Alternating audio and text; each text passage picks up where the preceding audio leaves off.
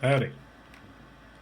So this is the first thing that I have made. It's a digital dice roller.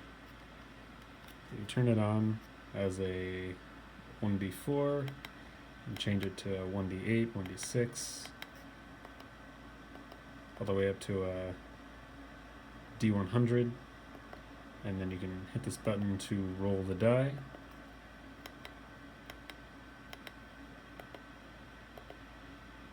And you can also roll multiple dice. So if you want to roll, say, 4d10, go on and do that.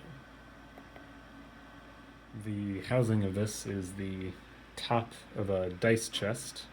I lost the screws that go to the connector, so I haven't been able to complete it yet. But it connects to a 9-volt battery with a 5-volt power regulator.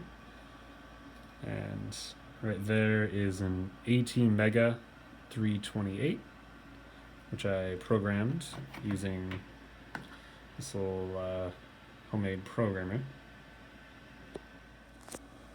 I separated this project into 3 distinct parts, that being the 4-digit 7-segment display here, the 4 push buttons that I got some nice pin headers that feed into, and then the kind of main body here, where this is the brain, and these are all the connections. It's got a whole mess of soldering on the other side.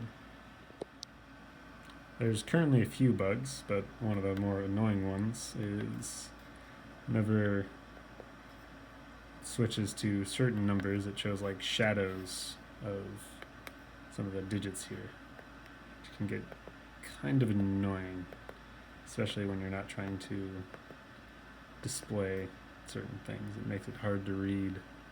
I'm not entirely sure how to fix that. It might help if I added a few resistors to somewhere or a capacitor.